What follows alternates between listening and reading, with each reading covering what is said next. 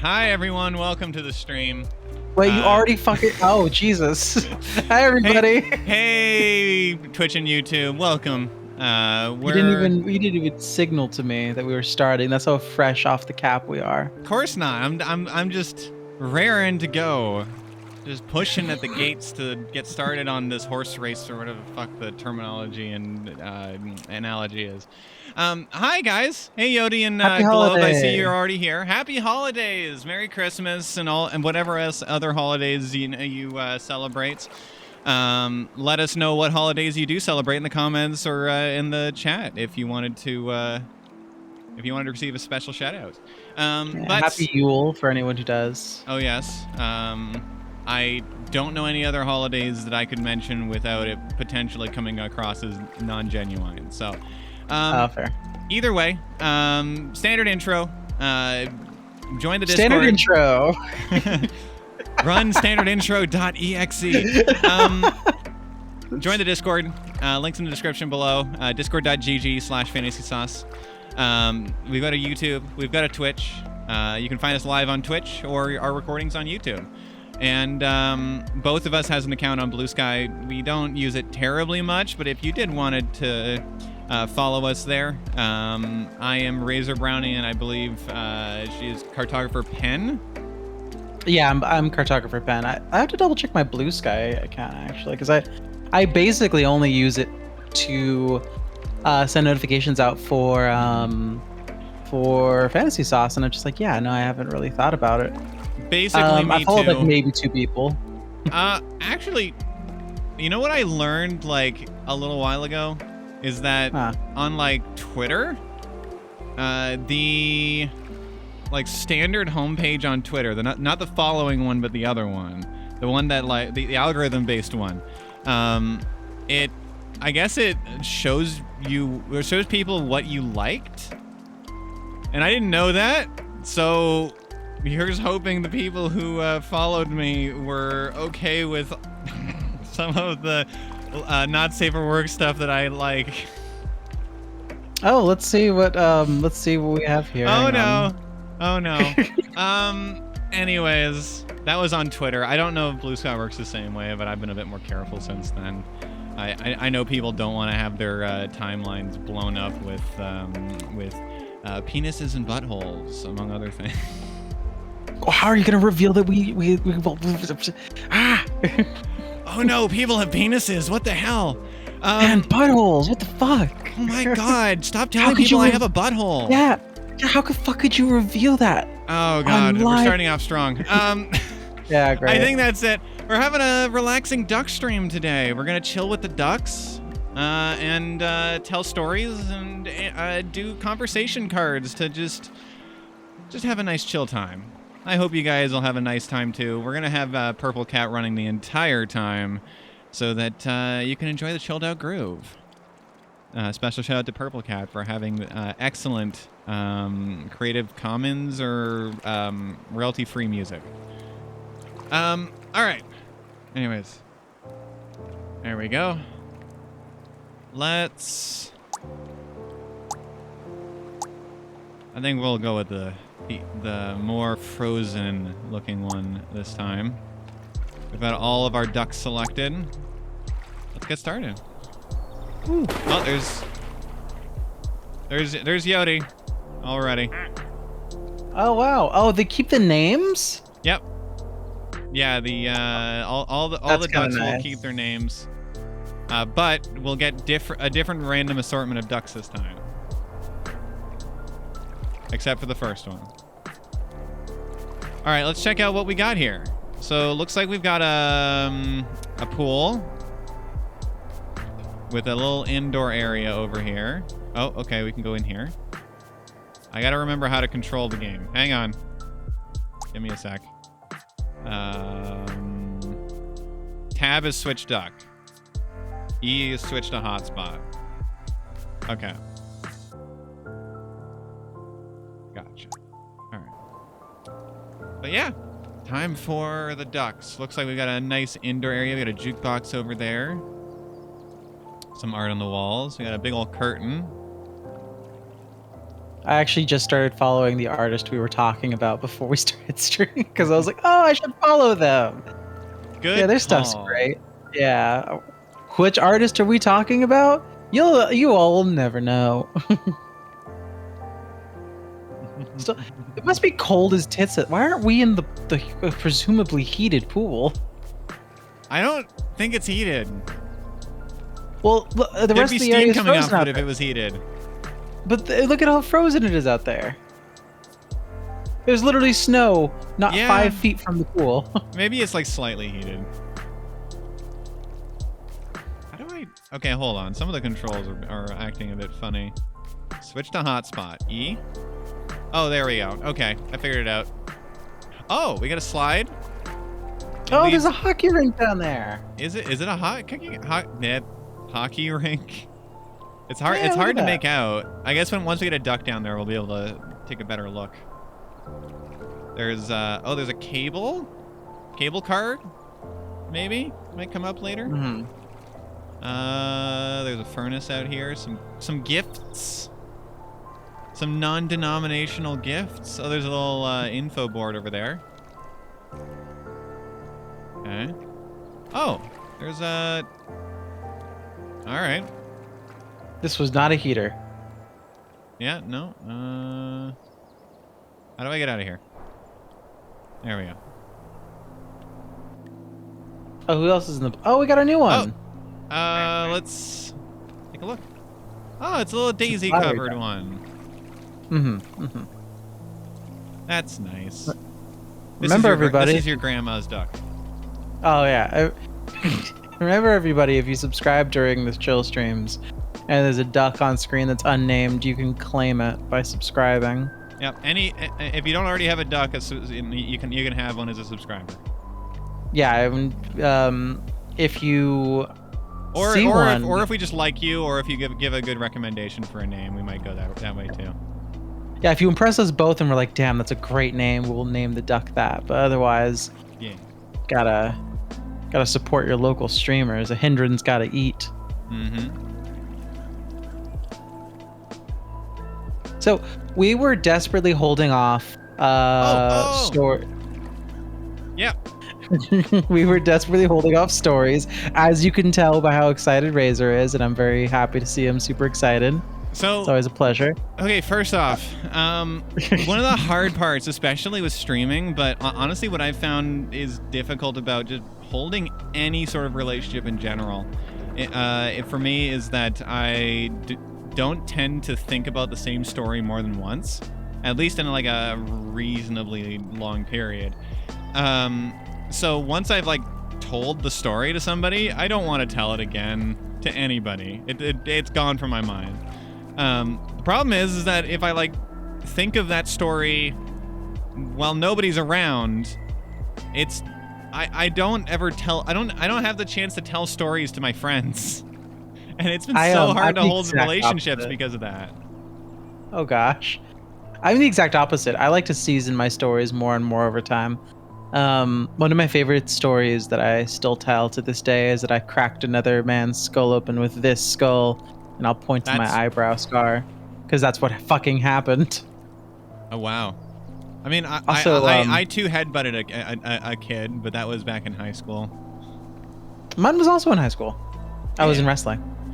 Oh, I was just in class. Yeah, I remember you telling me about that. Yeah, story, I think I told the story on stream, and recently, and also like further back in the past. I think that was during the last chill stream is when you mentioned that. Probably. This is an excellent time to hear some stories, you know?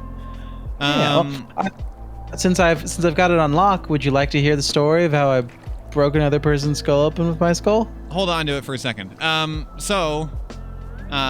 yeah, especially with streaming, it's tough to hold on to those stories long enough so that we can tell them on stream and to each other while on stream, because it's nice to hear that sort of thing. But what I was gonna say was that I was about to say on before stream, but now I'm gonna say it on stream so that everyone can enjoy this. Enjoy being debatable. But so it's Boxing Day, the day after Christmas. I'm sure most Americans know what day that is, but it's probably not a big deal for them. Here in Canada, though, and I think in some of the northern states now, Boxing Day was similar to Black Friday in that it's a pretty big sale day. All the stores run sales, or at least they used to. These days, there's still like sales, but has anyone else noticed that like nothing is ever discounted significantly anymore?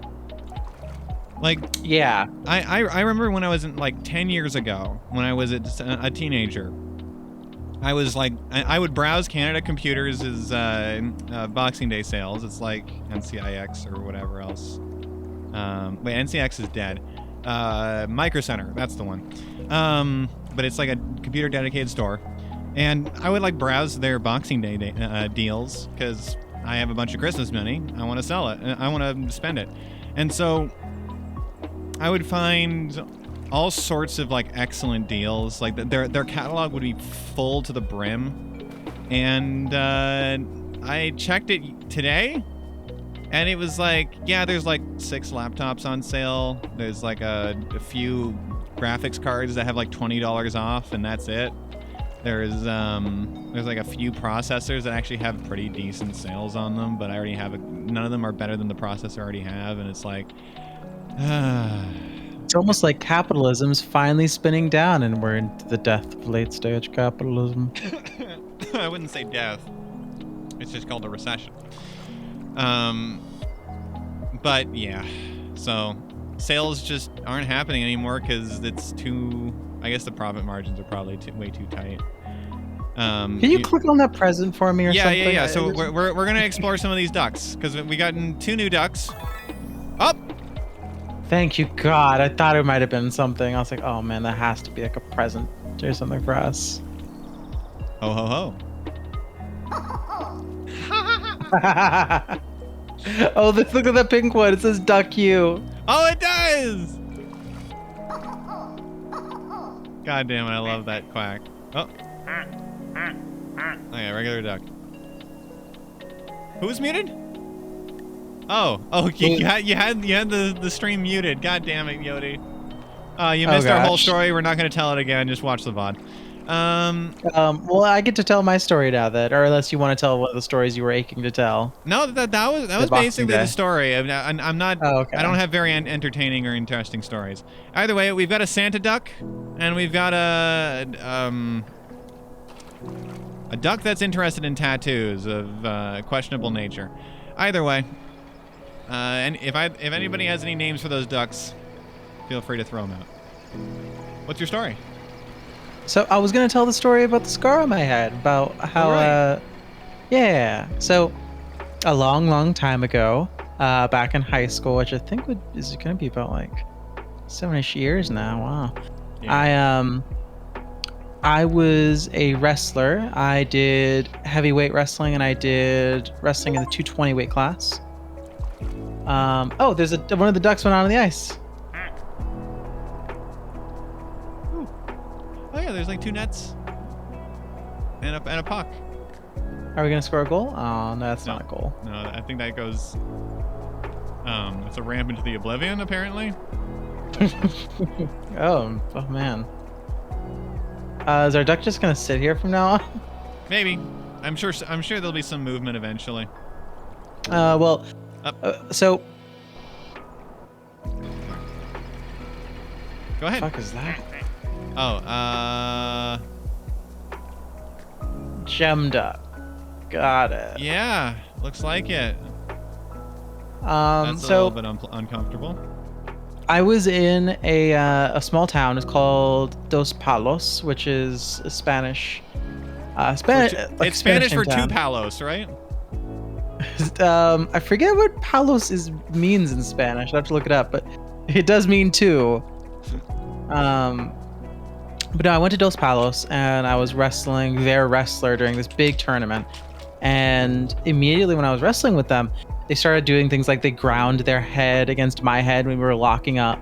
That's illegal, isn't it? It's not illegal, but it's super annoying. Oh, okay. But what is illegal that they did do is when they locked up with me, they got their thumb in my eye, which Oh. is annoying and very, very frustrating. Like, it kept happening, and it was like, what are you doing? Now wrestling is separated into 3 rounds. So like the first and second round was going by pretty well for me. I was getting a lot of points, and I was doing pretty well. I could tell this guy was getting frustrated and tired. The third round comes around, I'm on bottom, he's on top, and I managed to escape out from underneath him to the other side of the mat. And he looks really angry, like really angry, and he's starting to sprint towards me from the small side of a wrestling mat away. And I recognize what he's doing because he's sprinting at me. I'm like, okay, I don't have, my oxygen depraved brain is like, okay, I see no other choice but to sprint directly at him. So we start sprinting at each other from the distance of like maybe 2 meters away. And we meet in the middle of the wrestling mat, and we're going too fast to stop. Oh, it's going to go up on the, oh, that's cute. Yeah. Oh, they're collecting them all. Cool. But we're going too fast to stop anything, so we lock up. He turns his head to the side. And my head just keeps going straight forward, and my forehead right near my eyebrow digs straight into that guy's head, and we're both bleeding. I'm bleeding very lightly because it's like my forehead gets cut open. He looks bad. It's messy, and I'm like, oh my god, because I noticed it immediately because I'm dizzy. I'm like, oh god, there's blood everywhere, and I'm seeing this guy because he's really dizzy too, and we're still wrestling though. And I look up over the referee who's supposed to stop things when this sort of thing happens. And I'm looking up at him like, blood. And he's staring at me. He's staring at me with this wild look of somebody who has no idea what the fuck is going on. And then after about what feels like a minute, he's like, oh, blood. And he calls a blood timer, which is the thing in wrestling. So I get pulled over to my side of the wrestling mat. And my coach basically puts a bunch of Vaseline all over my eyebrow, which is fun. And then, yeah, getting real greasy. And they put some bandages on that guy's head while I'm over there. And I'm like, I'm looking at my coach like, is everything okay? Am I in trouble? He's like, no, you did great. You're doing great. I'm like, okay. They ended up still saying I had to keep wrestling the guy, because his coach didn't sub him out. So like literally after we managed to get back into the ring, I win the match by pinfall about 30 seconds later because this guy's not really in the shape to be wrestling. And like I feel bad because I'm like, this guy should not be on this mat. Well, about a couple of hours after the match, we were still doing wrestling tournaments. So I was still doing matches. They had to take the guy to the hospital because I think I gave him a concussion by accident. Oh boy. Yeah, so I was like, oh man, it's rough. And that's why you always get insurance for your wrestlers. All right. Yeah, I guess there is insurance for wrestlers, huh? Yeah, because like every sport, every high school academic sport has to have insurance. It's like part of a law. Oh, interesting. I never so really dealt like with high school athletics, so I wasn't aware of that. Yeah, I used to help out my old coach with it because I'm very easy to game into doing stuff, I suppose. You kind of do it to yourself, let's be honest. It hurts. That hurts a lot coming from you. It's snowing. Open that present.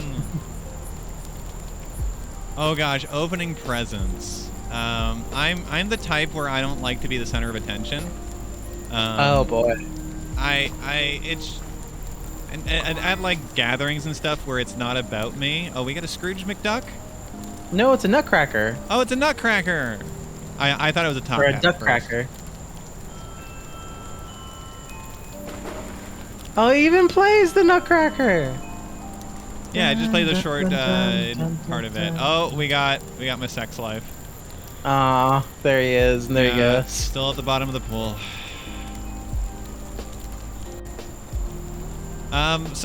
Anyways, yeah, I don't like being the center of attention, especially at like gatherings where it's not supposed to be about me. Or actually even gatherings when it is supposed to be about me. Fucking birthday parties, I was always like, it feels weird to open presents in front of everybody and be the only one getting presents. Like, I didn't like it. I didn't like it. And it took me a while to rationalize that no, these people are here for me. Like their good time is seeing me have a good time, so I should just have a good time. You know, and that's the way I rationalized it eventually. But that was like after I was 18.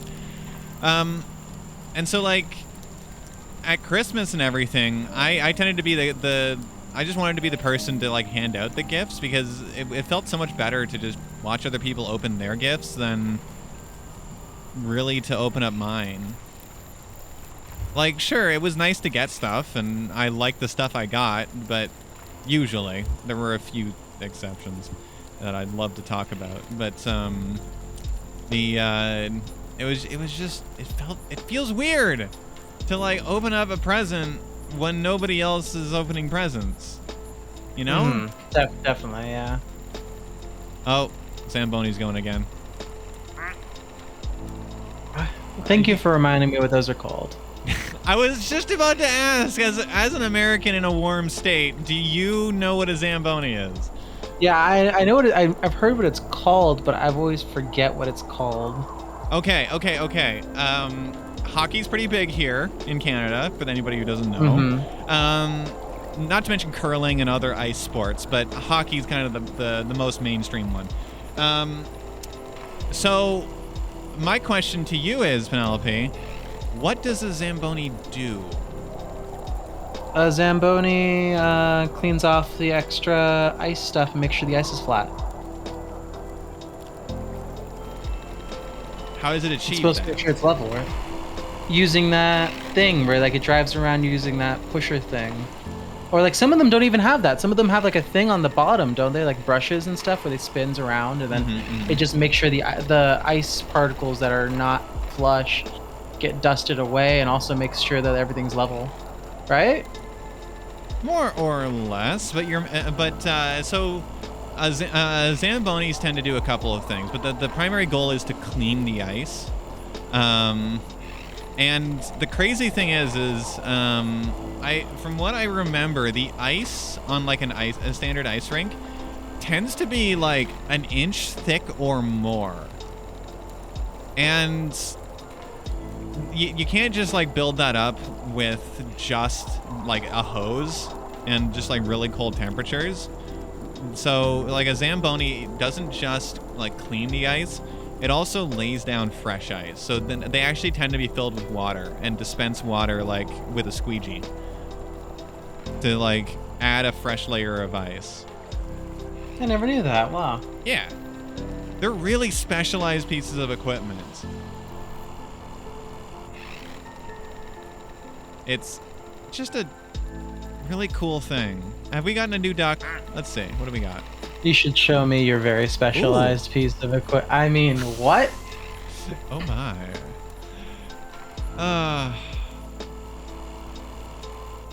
Do you want to go into like the history of Zambonis and how it's made for the next couple of hours? No, I don't. No, I don't. Because that's the extent of my knowledge of Zambonis. I just figured it might be interesting for some people who don't know much about Zambonis. If you wanted to get into like history of Zambonis and stuff, look up a YouTube video. I'm sure they exist. So this is how it's made. Or yeah, how it's made. This looks like I think it's just a like marbled duck. Yeah, like the dark marbling. Yeah. I really like that marbling. It's very cool. Yeah, me too. Christmas lights. All right, now I need to talk about stuff, or else I'm gonna fall asleep now because I need to keep myself awake. For the chat's bemusement, I suppose. I've been working kind of a lot lately, so I'm like, I'm very tired right now. But I also enjoy the chill stream, so I want to want to do my best to hang in here and enjoy this. The entertaining relaxation, if you will. Stories. See, I don't have a whole lot of like holiday stories or Christmas stories. We usually just stayed home for those holidays. It doesn't have to be a big story. Okay. I came with a couple questions. What, if you can, name the gift that you were most happy to receive for Christmas? Just any year? Yeah, like out as of a all of child? them. Oh wow, you're gonna put me on the spot because I don't know. I don't think anyone really who knows me personally, except for like my partners, perhaps, like knows that I do fantasy sauce. I guess I don't have to offend my family members,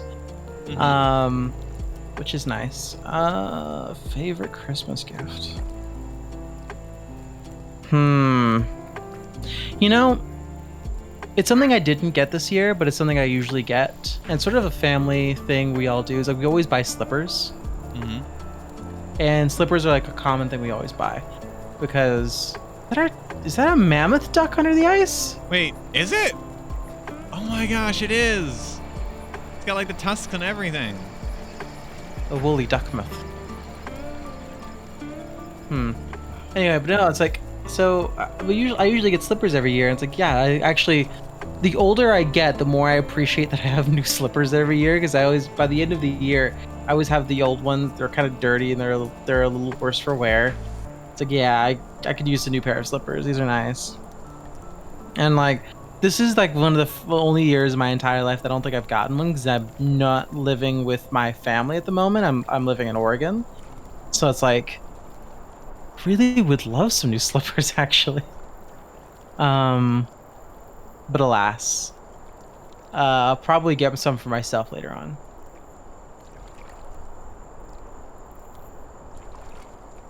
Just your yearly slippers?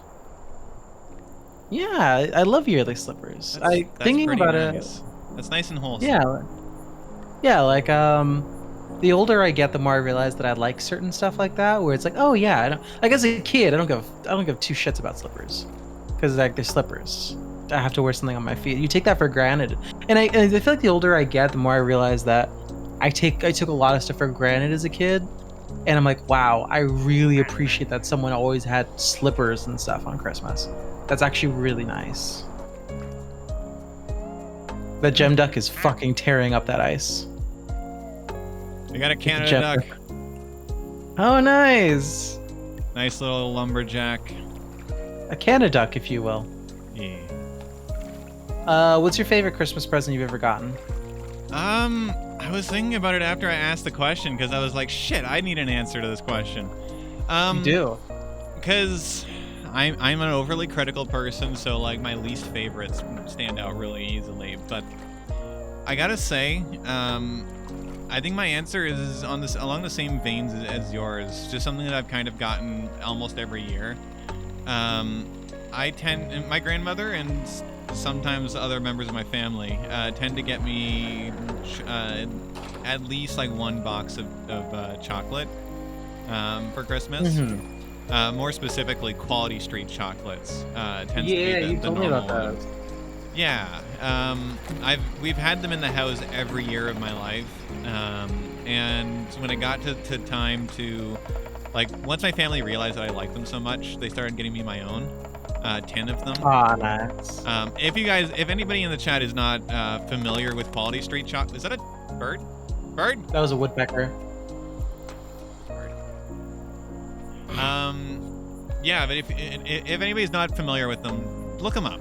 It's basically just like an assortment of imported chocolates from like Europe or Britain specifically, I think. I'm not sure. And they're only available in Canada, at least, during the holiday season, or like the couple months around the holiday season. So I can't actually purchase them in the summer or any other time of the year. Oh wait, wait, what? It's one of those. It's one of those rescue dogs. Yeah. They carry alcohol in the oh barrel. god, the breed starts with a B. Saint Bernard. Yeah, that's it. And then we got it's a reindeer. Up, and they're immediately sliding. God, that's cute. Now, there's a funny nice little pancake duck. All right. I'll fucking kill you. So there's actually a funny part 2 to your story because for those of you who don't know, Razor and I don't actually live near each other, and so we're actually planning on doing a visit sometime in the nebulous future that we know the dates of. However, we're not going to announce those online just for reasons, of course. But so you guys don't know when we're both in the same place, and thus cannot assassinate us quite as easily. You can't stop the fantasy sauce. Fucking God, some companies actually like plan around that. Like the CEOs or the owners of the company, and there always has to be 2 of them. They both cannot be like in the same place at the same time without extreme situations. Like these billion-dollar companies, it's wild. Yeah. They run it like a country. Sorry, go ahead. No, you're fine. That's a very fun aside, and I think we should circle back around to that eventually. But so Razor has actually done something very sweet. He's actually gotten us 2 tins of Quality Street chocolates. And the thing about it is that our trip is so far off that he's eaten through his tin of chocolates. Yeah. And I've tried to convince him, and I think he still should, eat my tin of Quality Street chocolates because it's going to be at least several months before I will get an opportunity to meet him in person and consume his quality chocolates. And chat, I need your help tonight. I need you to convince this man, this kobold man, to eat the chocolates. I hate to say it, but that's not going to be hard because I have a follow-up to that I haven't told you. Oh, go ahead. What is it? Oh my gosh, did he actually eat the chocolates? I'm so excited. Did he eat the chocolates? Yeah. Okay, so I took a loan on your chocolates. So what I did was I made the realization that I'm definitely going to get at least 1 tin of Quality Street chocolates from one member of my family. And so I was like, fuck, I'm out of chocolate. I don't have any money. Like, this was like a month ago. And so I was like, fuck it, I'm gonna eat the Penelope's tin of chocolates. I'm just gonna give her one of the ones that I'm gonna get for Christmas, or I'll buy another one. And so yeah, I ate it, and now I have another one sealed, and I'm gonna keep that one for you. Hun, you could just eat the Quality Street chocolate. The amount of Quality Street chocolates I've received so far this season is 4 tins. You've gotten 4 tins of Quality Street chocolate. 2 I purchased myself, and then I got 1 from my dad's side of the family and 1 from my mom's side of the family. So, yeah. Not the record. I think last year last year's was up to like 7 or 8. Look, last December was rough on all of us. And for context, these are not small tins of chocolate. Oh, hey, it's me. Hey. Also, an 8-ball. I wonder if you shake him, I wonder if he'll tell us our future. No, it doesn't seem like it. Nah. These tins of chocolate are... They are 650 grams of chocolate. Now, very nice. For those of you in non-standard units, 650 grams is over a pound of chocolate. 1.4 pounds of chocolate. Yeah, 1.5 pounds of chocolate. Yeah, 1.5 pound of chocolate. And last year I ate, like, fully and completely 7 of those. Over the course of, like, a couple of months.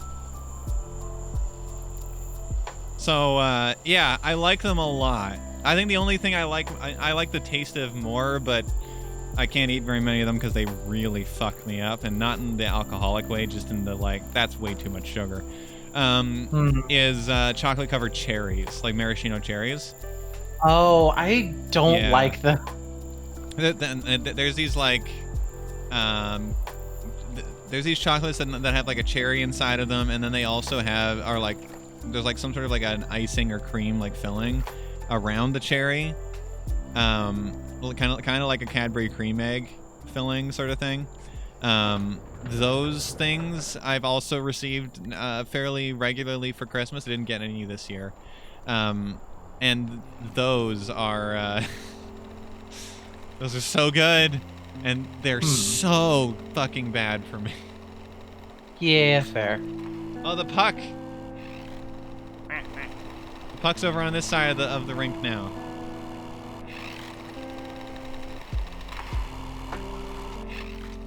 I wonder if it's gonna knock it in with the Santa one. We've been getting like achievements for this game, just like things have been happening, and I bet you there's an achievement for getting the puck into one of the nets. Oh, probably. Yeah. Is it really an achievement to get the puck in the net if it's just the fucking eventuality of the universe? This game is the silliest game to have achievements on, but yes. There are achievements for it. Can't open any of these presents, huh? No. Oh!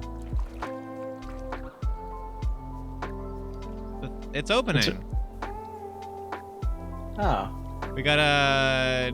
Oh god, that makes me think of like the Beatles, one of the Beatles' album covers.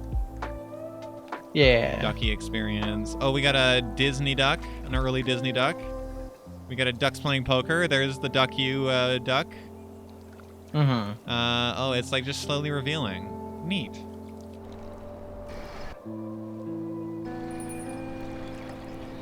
Off they go. Has anything changed over here? Nope.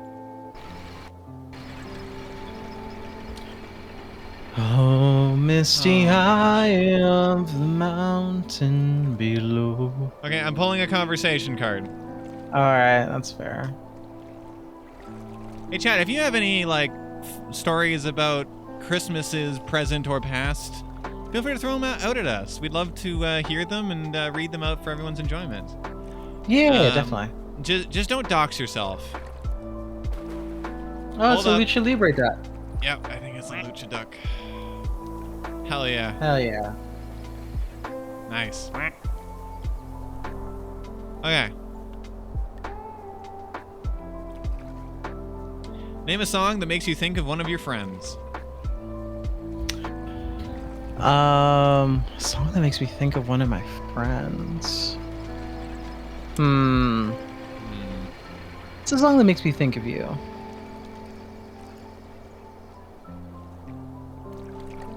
You know what? It's probably The Adventure Begins. That song makes me think of you. Oh yeah, I think I introduced that one to you. Yeah, well, I'd heard it before because that's a song used in the Critical Role soundtrack, right? Yeah, yeah. Yeah, but I remember. You had never seen the animation. Exactly. So it's like, no, not when the one we use for D&D ambience. Oh, what's that? The one we used during the recap? Yeah, that one. Oh.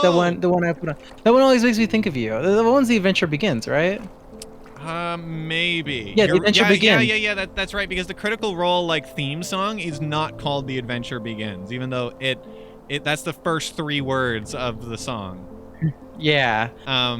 That's why. Okay. Always reminds me of you. That's part of the reason why I always try to start every D&D session with it, is because this is something that I really like for the recaps, and also makes me think of my friend. Heck yeah, Yodi's had children again. Oh, excellent. I cannot wait for you to tell me exactly the song I'm thinking of that reminds you of me. I have a feeling I know what it's gonna be. I don't know if I have a song that makes me think of you, because I don't. Oh, god damn it! What? Hold on. Because. Did you hear that, chat? He doesn't think of me very often. Not when I'm listening to music. I don't know if there's anything particularly significant. Do you want to know what my guess is? Yeah, that I thought you were gonna say. I don't think I've got one for you, and I can't think of any for my other. Oh, fuck. I thought you were gonna say that that. does make me think of you. Shit. Yes. See, that's the thing, though, is I've firmly repressed that song, so that's why I couldn't think. Oh, fair. Yeah, that one checks out. Oh. Oh, the woodpecker's back. Woodpecker's back. Wait. Oh, he's knocking down that ice block. Is there a... Speaking of which... We got an achievement. Back at the lodge with... Alright. I don't know if that achievement was for that, but either way. There's a duck in the ice. Oh, he's a little ski duck. We gotta cool. Thaw that duck. We need one of the we need one of the fire ducks. I will work on summoning one.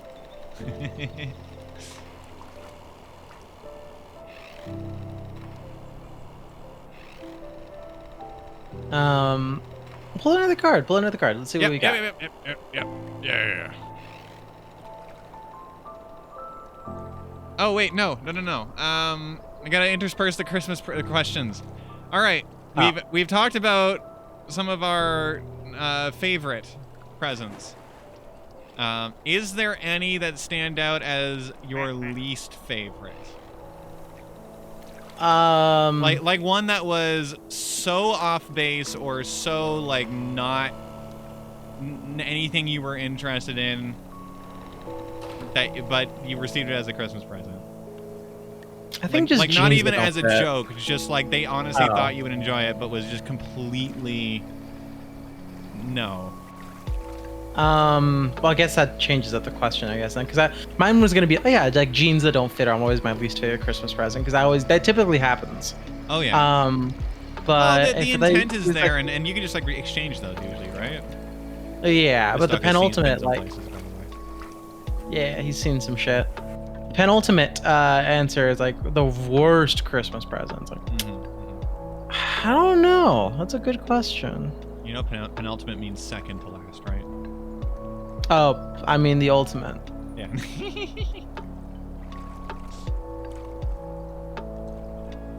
There's another word that means the same thing as like the most something. That also pinnacle, it's two words. No. It's two words that are basically, it's the word and then it's the word with the prefix. And it sounds like the prefix version of the word would be like the opposite or some other variation. But no, it's the same exact fucking thing. Oh. I need to remember what it is. But anyway. If I had to say... Criminy, I just don't know. Yeah, I don't. You probably should answer this one first. I don't think I'm gonna have an answer anytime soon. As a critical person, I've got a few answers. So you may only give us one. Only one? Only one, because I know that you will take this opportunity to go on about 3 different Christmas presents, but I want you to be critical. I think I've only got 2. I've only got 2 that stand out, and they're for very different reasons. Well, tell me the worst one first, then. Okay, all right, worst one. I am and was a brony. That was something that my family learned about, and that happened around in high school. That was when bronies became.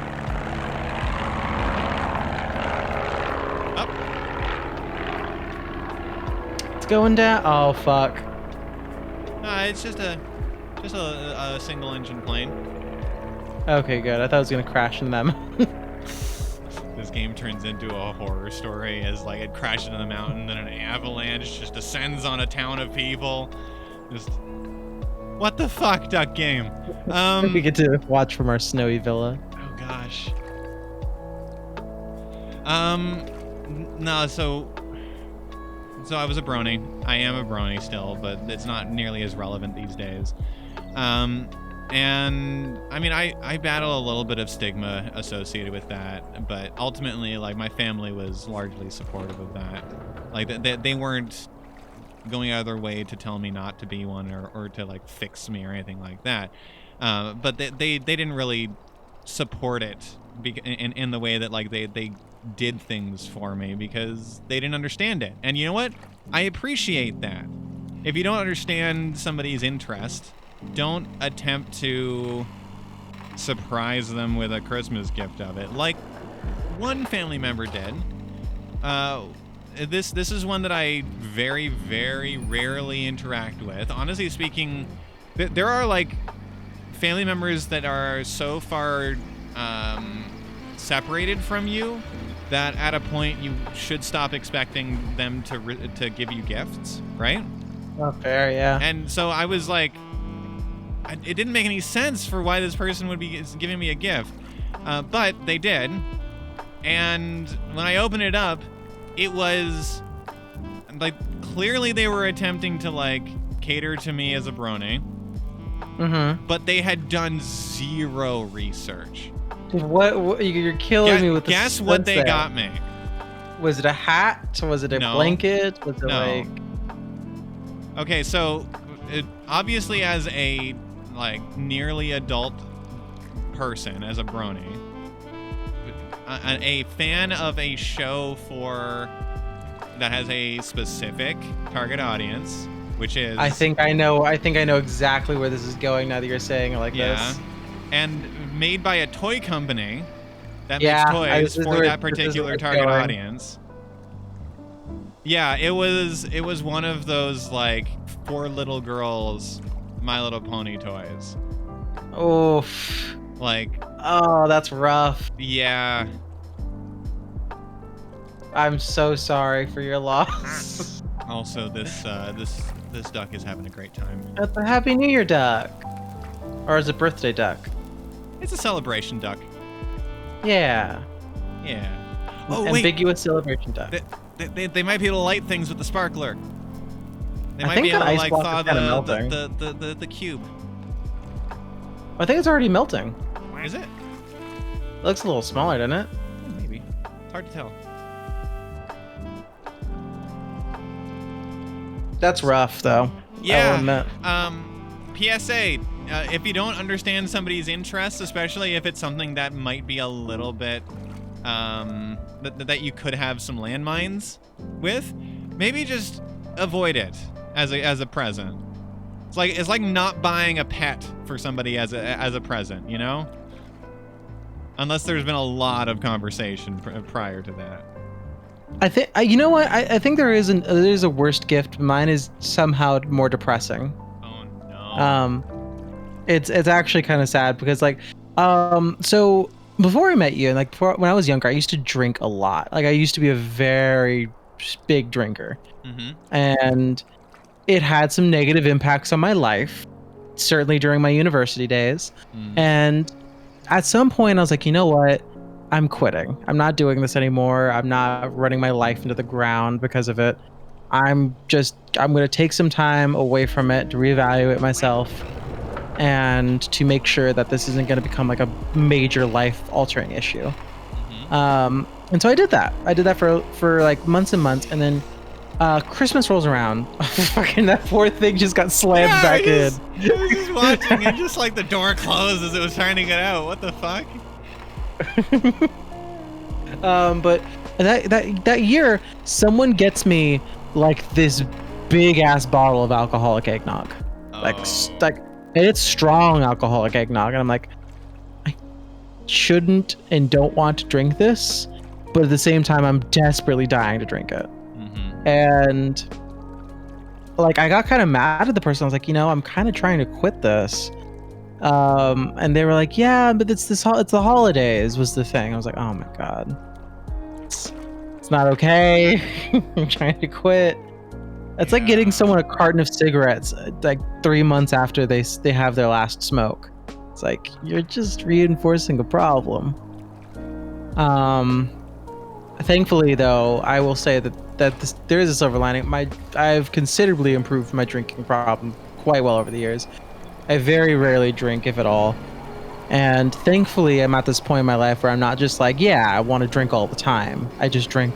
If I do drink something, it's like, oh yeah, that's a very normal amount. Mm-hmm. Like, and I feel happy about that. So, That's really nice. Yeah. So there is a silver lining to it. Let's pull another card. Hold on. We got a Christmas sweater duck. Oh, it's the ugly sweater duck. Yeah, with a bell icon. Make sure you ring that bell, by the way. Yeah, ring that bell.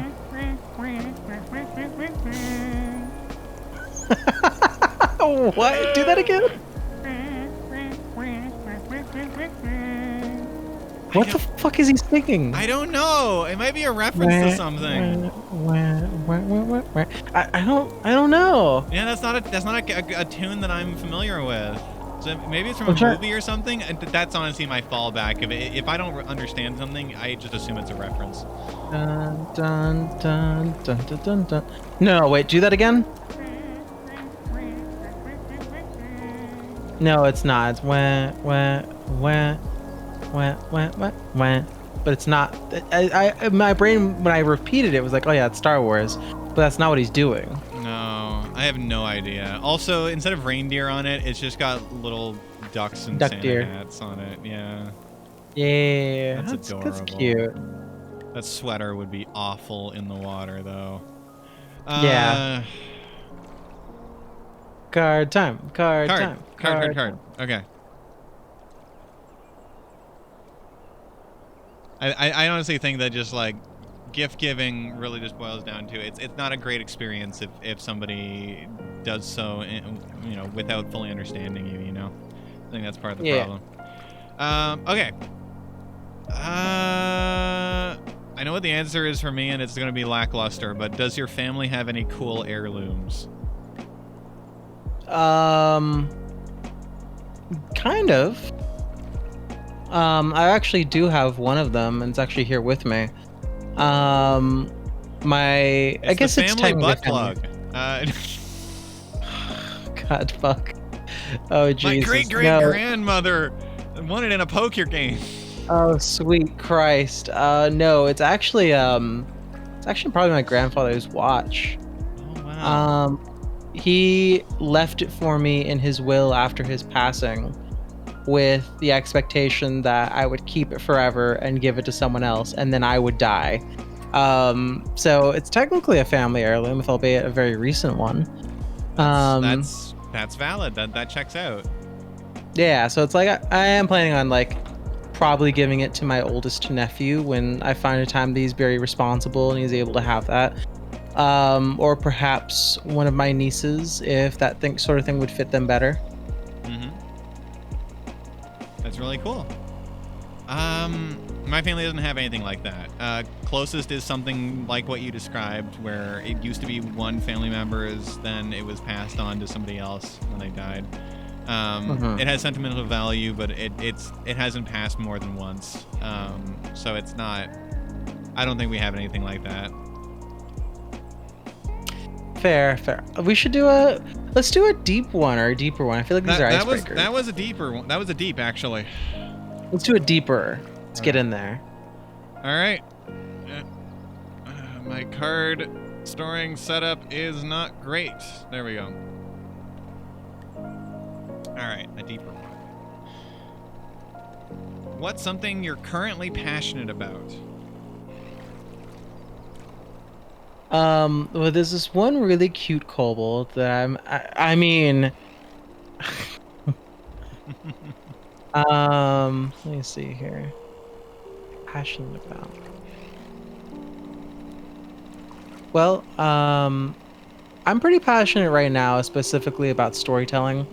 I'm trying to write a book, trying being an operative. Adverb? Trying to write? No, trying is just a verb. I'm trying to write a book, and it's still sitting there staring at me every night. Have you written any more of it since you sent me those 2 paragraphs? No, I've been storyboarding it a lot, and plus, since I've been working so much, it's like, I don't have time to devote anything to creative passions.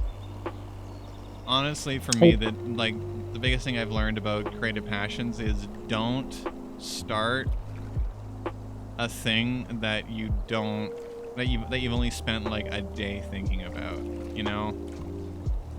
Yeah, true, but I'm oh, not God. accusing you of that. I'm just saying like that's No, one of that my is what biggest things happened. is you kind of got to give it some time to like for your brain to just naturally work out the kinks and actually consider whether or not it's worthwhile. And that's kind of my rule at least. I love the idea, and I was thinking about that idea all that day, and like even past that day, I'm like, yeah, I'm gonna write this book. But it's not so much that I don't have anything to say; it's just I don't have the time to think about it and write it, and Mhm. like, but like I have ideas for it and stuff too, and I'm trying to figure out exactly where I want it to finish. Though I've learned something a long time ago, and I think this is something that every story writer should know if they're planning on writing something, is that you should write the start of your book and the end of your book and then the rest of your book. Or if you're Mhm. making a video game or if you're doing a movie, you do the first bit, the last bit, and every in betweeny bit, because that's where you got your most passion, where you've got your most creativity, and where you've got your most drive is when you're starting a project. So I always tell people to when they're starting something, do the beginning and do the end, and then do all the in betweeny bits, because the in betweeny bits are going to be boring no matter what. Mhm. Just if you find bits of passion, they're good. Use them, but if you really should follow this way, because that also gives you structure to build from point A to point B, like a bridge. Right. Mhm. To draw a line between 2 points, you need to know where both points are. Exactly, and that should be your creative process. And I think that's something a lot of authors, especially people who don't have a lot of experience creating, oftentimes deal with, is that they don't know where their idea is going. They just have a really good idea, and it is a really good idea, and then they Mhm. start trying to find where the idea is going.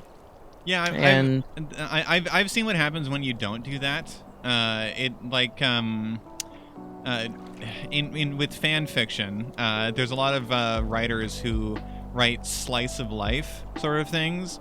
oh Where yeah, they're not going in a direction. They're just taking every step to its logical conclusion. It's like it's nice to see characters in like certain in scenarios and stuff, especially if they're interesting characters. But it's not. I mean, it doesn't actually provide an extremely large narrative. You know, it's kind of like an episodic yeah, TV show versus one that actually has a plot between episodes. You know, we're in an ad break yeah. right now. It's not going to change anything that we're doing here. But for those of you that can still hear us on Twitch, thank you for subscribing. Yeah, definitely. And if you see a duck that you want your name on, let us know. We'll be happy to name a duck after you, especially if you're subscribed. We got a lot of ducks here. Maybe even if you're not subscribed, just let us know. We might toss your name on a duck. Speaking of which, oh, it's an ornament duck. It's an ornament duck. That one's cute. I like it. Oh gosh, that reminds me. So back when I was a kid, we did a Christmas tree, like just a fake one. Every year we had the same one every year, and we would put up our ornaments and everything. The ornaments generally were like the same ornaments every year. We took good care of them, all that fun stuff, right? So we would decorate the tree, and there was this one ornament. It was always there. It was never purchased in my conscious memory, so it existed, and it was this little, this like ornament sized, steel, like finely like engraved ball, and it had a switch on it. It wasn't like super heavy because it was just like a casing. It was hollow inside, mostly hollow, but it was fairly heavy. But the thing is when you flip the switch, it would make a bird sound, like a tweeting sort of thing. And we just had this ball that just made a tweeting sounds, and I always just thought to myself, like, it was such a grating tweeting sound. Like it wasn't a very good speaker in it, so it didn't like sound super good. It was just a loop, like a very short loop. So you could hear it was the same sound every time, like every 5 seconds. And it was awful, but we always had it. And it always had to go on the tree. We didn't really like turn it on very much ever, but it was always on the tree. I've got no idea where it came from or why. Just, it existed. I wish I had a picture of it to share with you, because that, I don't know what was up with that ornament.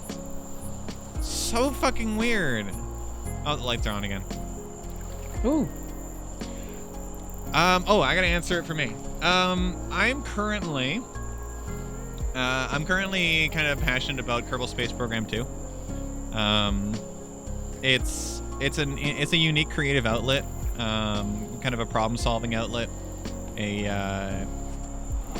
And honestly, it got really good in its most recent update with the Force Science update. Oh yeah. Yeah, it's actually really good now. The missions that they have in there, way better than the ones in Kerbal Space 1. I think you'd actually enjoy it too if you ever have the chance to pick it up. Definitely. Well, maybe we can stream it together sometime. And maybe. Or we just play it together, honestly. We've had some fun in the past with Kerbal off stream. Sorry, everyone, but we like to have fun together without it being recorded. Exactly. Where I would help Penelope, with getting places in Kerbal Space Program. It's a really involved Chris game. has always been mission control.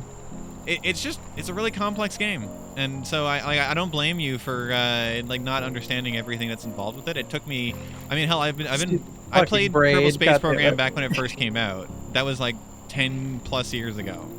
So I was gonna say something, and it was so bad. My brain wanted to curl up and die. Uh-huh. Do you want to hear it? Yeah, go chat for want it. to hear it? I was gonna say to you, Chris, you really know how to get my rocket off the ground. Fuck. I'm just gonna lay my head down on my desk for a few minutes. Yeah, all right. Maybe not out of tiredness, but in shame. Yeah, I'm gonna out Penelope right now. She's a real fan of space planes. Just gotta fucking put me on blast. I was literally laying my head down when you said that, and I had to sit right back up to defend myself. Okay. You know what? I'm gonna defend myself. No. They're a real pain in the ass to make work. You shut your sexy sorcerer mouth for a minute. It's a present. Oh, it's a gingerbread duck. Nice. Sorry, carry on. No, I need to defend myself with this, because this is something I like to do in video games. Is that I like to explore unexplored or oftentimes unfavored mechanics, because I like to see where someone's mindset is in video games. I like to see where the creativity is, and I especially like feeling like I'm the person who's doing the groundwork and discovering more about it. Even though I know that's definitely not true for Kerbal Space Program. The game's been out for years and years now. I like the idea of playing with those mechanics, because it's like, yeah, I'm really into really feeling out a mechanic that's not either well realized or just something that's not everyone's favorite. It's like I'm really big into the potatoes and not the meat. And you know what? I think that despite everything, despite all the problems that the space planes had, I still did my best and I had fun with it. 2011 was when the first public release occurred. June 24th, 2011. I was in grade 10. So I was about 16 when that one came out. Not about. I was 16. And we got an elf. Ooh, an elf deck. Nice. But yeah, no, I just needed to passionately defend myself for a minute there, because I'm tired of hearing your shit. There's no need to defend yourself. Well, space planes are... I've wanted to make them work too. They're like... It's a really cool concept, and flying planes sounds way easier than flying a rocket. But it's just... I don't know if it's the way that Kerbal implemented them or whatever, or if it's just way more complicated than our brains can comprehend on the surface. But it's just a real pain in the ass to get them to actually work properly and like not fuck it up. There's got to be something we're both missing, but heck if I know what that is. Brain cells, apparently. Yeah, that might be it. Pull us another deeper card. Let's just keep going. Let's roll. What is something you get super nostalgic over? Fucking Sly Cooper. Oh yeah. Not fucking Sly Cooper. I mean Sly Cooper, but with emphasize on the Sly Cooper. You know, if he's gonna come to me later tonight and with an offer for of voice acting. Hey, that offer is maybe not what I'm giving, but hey, if you ever want to offer your skills and your services on, you know where to find a Hindran. For context, everyone, she's told me in the past that my voice is very close to Sly Cooper's. His is. I know. Like, I can see it. If with just the right inflection, you could easily be like one of those people who do a Comic-Con, or it's like, yeah, you do like the voiceover for a character. It's like, holy shit. And it's really surprising too, because like Sly Cooper has a very famous voice, like a very specific kind of voice. Really? What's something you get nostalgic about?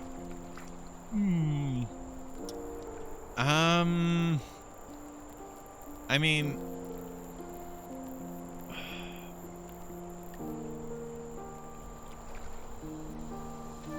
Zelda games mostly. Think here.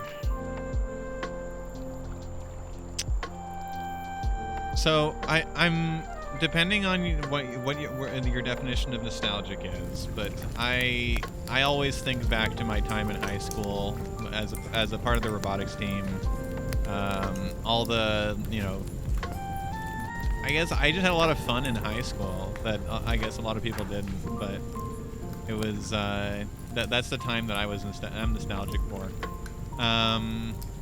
But like Zelda games specifically. There's a few other games and that kind of fit into that category, but just video games in general are kind of my go-to. Kerbal was actually one that I went back to due to this nostalgia factor and like wanting to see what's changed. I was like that for a while with Minecraft, and eventually I was just like, fucking, it's Minecraft. I'm not gonna keep checking it in on it every time it updates. That's fair. Hey, can you zoom in on that black one? That one up there? That's hexadecimal. Oh god, there's a whole bunch of text that's just like all Give me a covered second. up. 6, 8, I bet you that's part of that code thing for that other map. 7. Let's see what it says. I mean, it's not hexadecimal, first of all. Isn't that hexadecimal? Oh, no, because it's 105. I bet you those are ASCII codes. Well, let me check. Let me see. And then we got a duck on a horse and a dog. Interesting that there's a duck, but yet there's still a horse and a dog.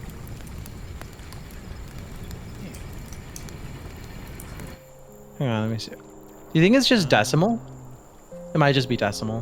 Can I see it again? Yes, it's just decimal. It is standard decimal. Are you aware of the difference between hexadecimal and decimal? Yes. The hexadecimal includes letters and variables and such, but decimal does not. Yeah, Give me this that. is base 10, clearly. 8, 105, 10, 97. Convert. LSDina. LSDINA. Okay. Okay. Well. Got a new duck? We got the submarine duck. Oh, hell yeah. Here's hoping it actually works properly this time. I feel like it's not. I feel like it's a little stuck. Yeah, it's a little glitched. Up. Now it's up.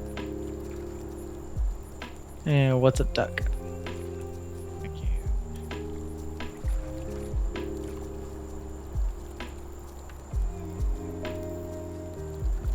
I really wanted to see him fucking fly off that slide. Honestly, I think if anybody's gonna be flying off the map, it's gonna be the submarine duck. Yeah, definitely. Oh gosh.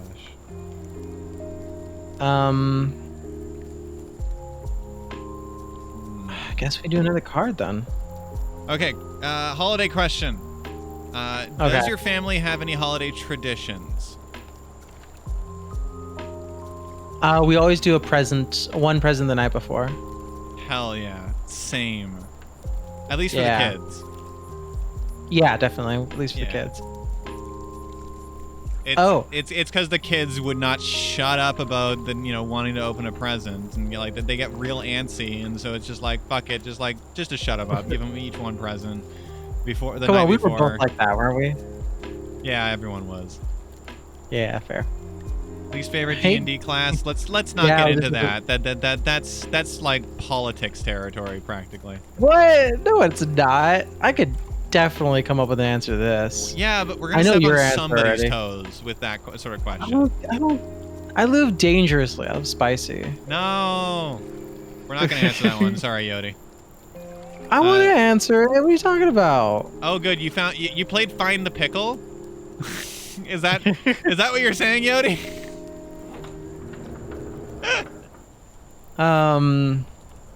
What is my least favorite D&D class? Seriously, let's not answer it. That question, every time I've had somebody talk about their least favorite D&D class, somebody has gotten upset. Come on. Why do I have to hide the fact that my least favorite D&D class is Paladin? Just say Artificer and we can move on. I mean, it is Artificer, but the question is more nuanced than that. I have a tough time answering such overarching questions.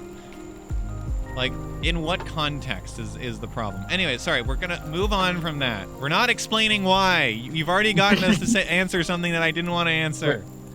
We're not. No. We're not answering any further. I don't want to make. I don't want to make. This is why this is a controversial question, and we don't go with that. What were we talking about? Oh, right. Family traditions. Pull a card. No, family traditions. Holiday traditions. Oh. I thought we said ours. Well, there's more. Your family only had that as a tradition? There was nothing else? Let's see. We opened presents on Christmas Day. We did one present the night before. Mm-hmm. Was there any rules that your family, like the adults, had, and with regards to like when everyone was supposed to wake up? Because no, we just all fucking got up whenever. We all started when the last person gets up. Oh, okay. Well, yeah, it's starting when the last person gets up, I think is the general rule. But like my family had to set hard rules. Like you're not allowed to leave your room until this time every morning. I think it was like 9 a.m. And it was like I would always be awake at like 7 on Christmas morning. I think it's just because my brain was like, this is gonna be a great morning. This is like, oh god. Anyway, sorry. And so I would just be like there, sitting in my room, like I can't leave my room. I just have to wait for 2 hours on like the most exciting day of the year for a child. It's like, God damn it. I would have just gone to make breakfast or something. I would have just been like, if someone asked me like, hey, why are you out of your room? I was like, I was hungry. I'm making breakfast. Yeah, that wouldn't. It's not really the way that I operated. It just wasn't my childhood. I didn't really cook as a kid. I didn't really like get any experience cooking until I was an adult. I was the same. I really started cooking when I was in college, and that was a terrible time. Yeah, but basically my all the traditions were rules that were then layered with other rules just to keep the kids happy. And so I wasn't allowed to leave my room until everybody else was getting up. Or like 9 a.m. and that's when I was allowed to like start bugging the adults to wake up. It was 9 a.m. That was when I was allowed. But if I got up before that, or I woke up before that, I was allowed to take the stocking that was hung on my bedroom door, and like open up and take everything out of that before everyone else woke up. If I did wake up too early.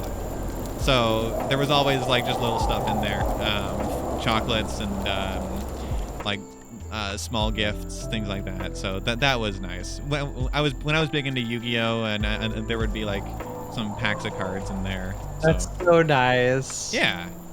Actually, that sounds like a really good stocking stuffer. It'd be like Yu-Gi-Oh or like Magic cards or something. That man, I mean, now that's actually making me nostalgic for that stuff. We've gotten a couple new ducks, and I have not been keeping perfect track of them. Yeah. There's like this one. What the? What is this meant to be? I don't know. Yeah, like gold. Booster duck. Got it. Huh. Weird. Like booster gold. I feel like it's electronic in some way, but it quacks normally, so. Huh. Maybe if we get a controller duck, maybe one of those ports will light up. Maybe. There's like a ton of things that could count as traditions, but it was basically just all to make sure that the kids knew, specifically me, somebody who was I needed to be kind of regimented as a kid when it comes to like scheduling and stuff, just so that everybody knew what to expect on Christmas morning. So it was always presents first, then breakfast, then I was allowed to actually play with my presents. Fair. And then at noon, I would go to my dad's house and have the whole thing with again with dad and everybody there. That's cool. Yeah. Let me think. There was one thing that we used to do when my dad was alive, which was we used to watch All of the Other Reindeer, which was a very fun little Christmas kids movie. My dad used to like cartoons a lot when he was alive, and I was like, yeah, it was something we really got to bond over because he really enjoyed watching a lot of stuff. He was really into stuff like Courage the Cowardly Dog, and he encouraged me to watch that because it was good for me, and I didn't really understand it. Really? Yeah, Courage the Cowardly Dog has a lot of great lessons, especially about perfection and about being yourself and about like. Yeah, no, like I've actually watched some style just gave me nightmares. So it was just. Oh yeah. I stayed away from that shit. One of my favorite episodes is actually the very last one, which talks about like perfection in general and about Courage being driven up a wall, basically trying to be perfect. And at the end of the day, it's like the sudden realization you don't actually have to be perfect. You just have to be normal, and he was suddenly much happier. And this tutor figure in his life who was driving him up a wall basically had no power over him, and she just got really angry and left. And he looked really happy about it because like, oh yeah, no one's driving me to be perfect anymore. And I think that's a great lesson for kids. Like, if the target audience is children or even young adults, it's like, yeah, if someone's breathing down your neck to be perfect all the time, you're gonna be a lot happier without that. And the sooner you drop the perfection thing, the sooner you'll be able to embrace happiness. Yeah. I think that episode still sticks with me today. Oh look, it's a furry. Where? on the wall. I mean, You're sure. You're staring at them. Wish I could zoom in, but I can't.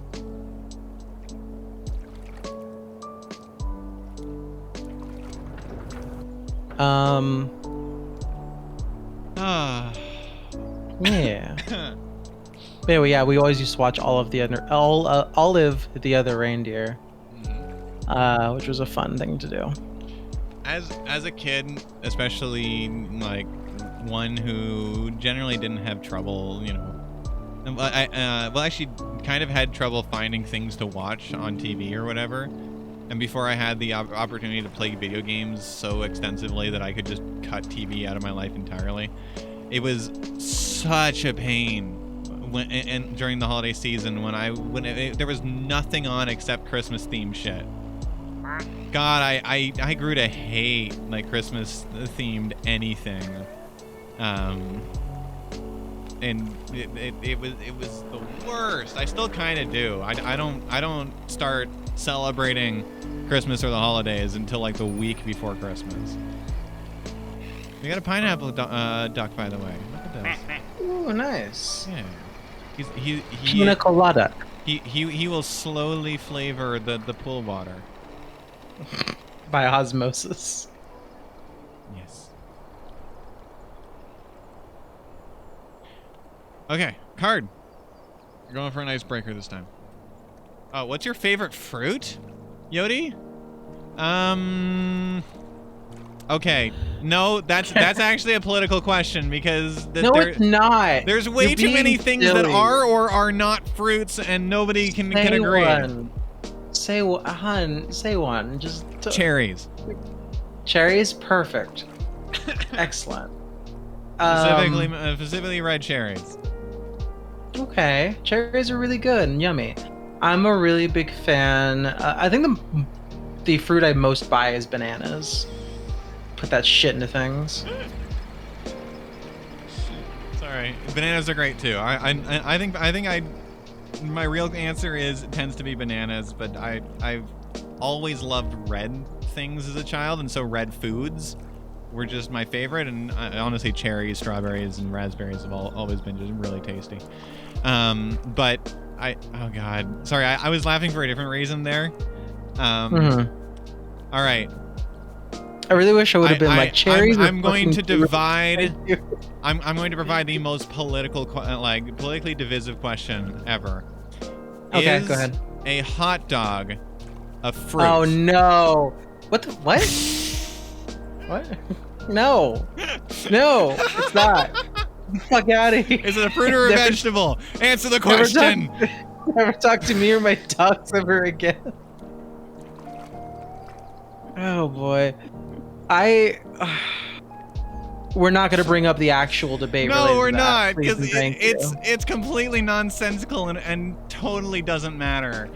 I fucking argued with people too much about that. Who cares what it is? Just it's food. Eat it. Yeah. All right. Icebreaker question. Uh-huh. Oh, this is an what was your first car, or what would you like your first car to be? What I liked my first car to be was going to be, do you want to answer? I would love, in a perfect world, a Volkswagen bus. Ooh, you know, like a groupie bus? Yes, I fucking love those so much. I've seen a YouTube video of somebody taking one like a similar style of vehicle like to that, and gutting it and adding like wood interior and like making it into almost like a mini camper. Yeah, I agree. Those are really cool vehicles, and I think they're especially fun for somebody like me who would be interested in like maybe DIYing the interior. Especially since I'm sure those vehicles are so old now that the interior probably needs to be replaced. Yeah. Especially if you consider the stereotype of who generally owned that type of vehicle. Wow, that's fair. Before you. True. Oh God. See, I wouldn't be able to decide, and so my answer would be a like seven car garage just full of cars. Wow, what was your first car? My first car. My first car. It was. Okay, I've got a spiritual first car and I've got an actual first car, because the one my brain goes to was not actually owned by me. Hey, Mansu.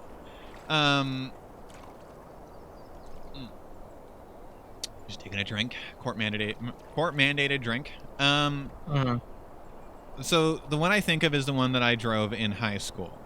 It was not owned by me. It was actually owned by my mom. I think she was the owner of that vehicle.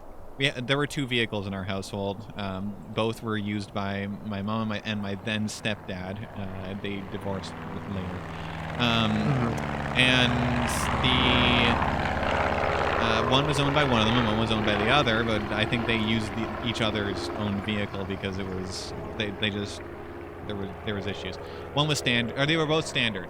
Anyways, the point is, So my spiritual first car, which wasn't actually owned by me, but was the one that I drove so frequently and I had basically permanent access to for a couple of years, was a Toyota Echo.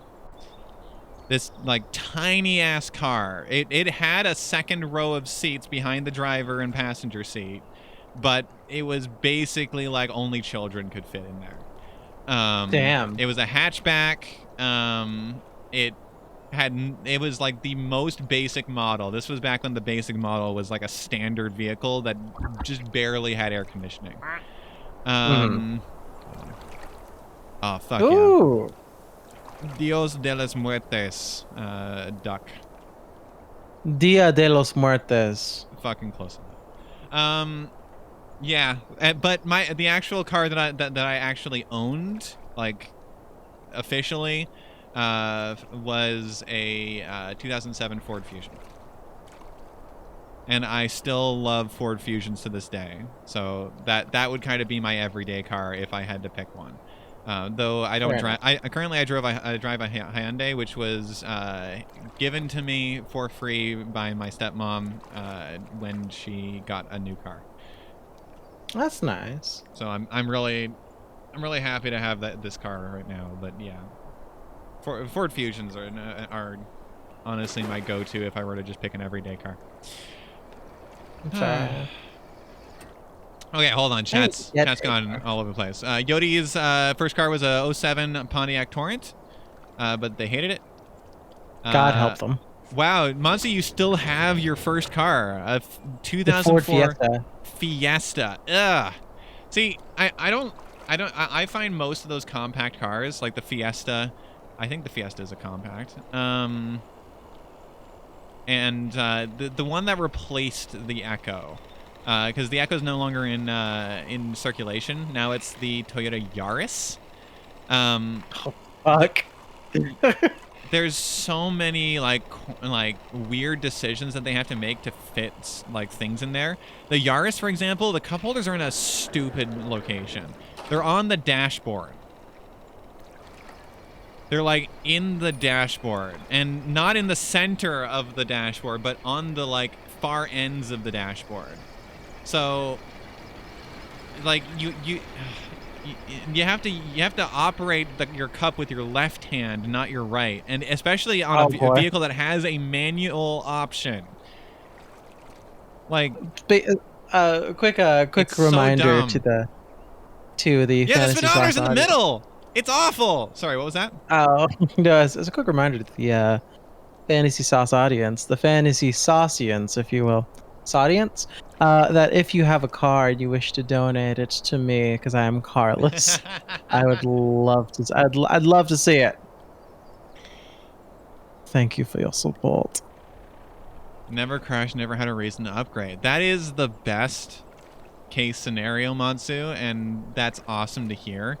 The unfortunate reality, though, is that, especially for people like me who live in a temperate climate, vehicles don't last that long.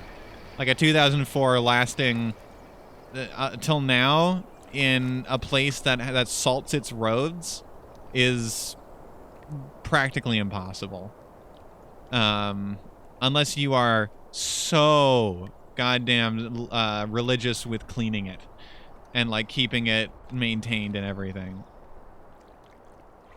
And especially for a first car, like most young people are terrible at maintaining their car, myself included.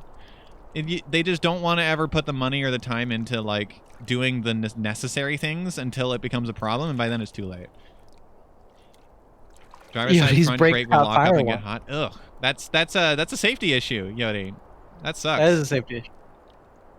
Oh, you've only had it for 6 years. Oh, okay. I mean, that still makes sense, but even still, a 2004 tends to not last here.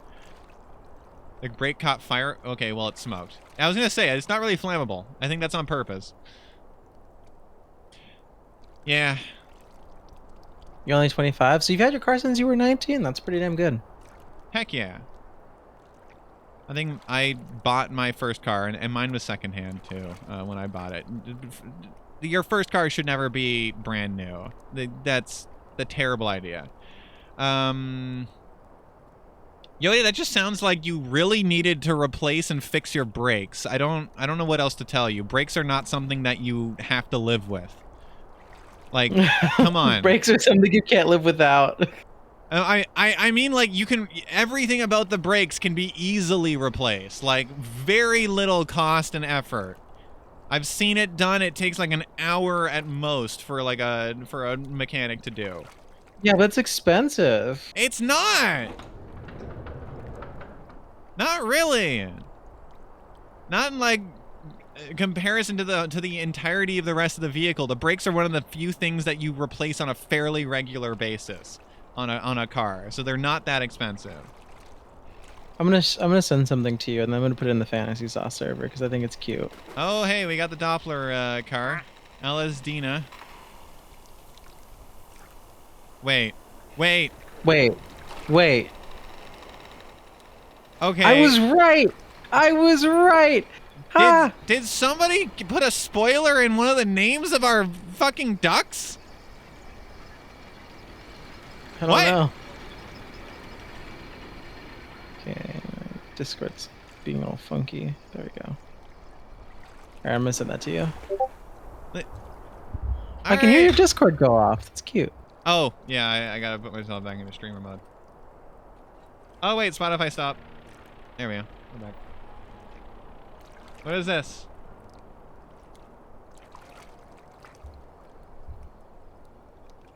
I want to use all of them right now.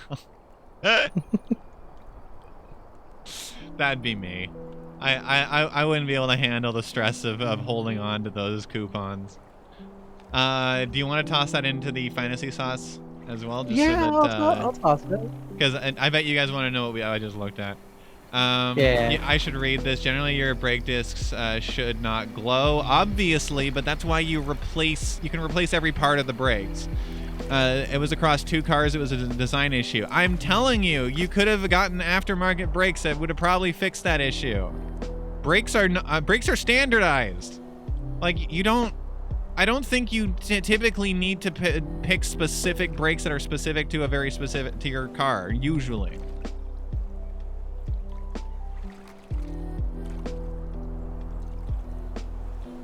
Don't want to put it in announcements. That would be stupid. No. Hang on, I'm trying to find it. Don't we have an art channel? I know I do, but the way I have to reply to it, because I don't want to save it to my phone. I just want to send it. So I just have to copy it from where I found it and then just throw it in there. But I can't fucking find it. Hang on. It's called Art. It's called Art Channel. Yeah, it's called Art Corner. Art Corner. There it is. Yeah. God, I love the Toyota Echo though. Like it was a car, just small. Like some cars they try to be something more different than a car, but the Toyota Echo is just like, yeah, it's a car. It's just a little bit smaller and really fuel efficient. It's got like a 3-stroke engine or whatever, or 3-cylinder engine. It's like, oh my God, filling that. If you had 4 adults in that car, oh man, the engine had trouble. Oh man, 3-stroke engine. I know a lot about that. Are you making another sex joke? Yes, I am. Oh gosh, your mind's in the gutter today. Oh, I thought it was funny. It is funny.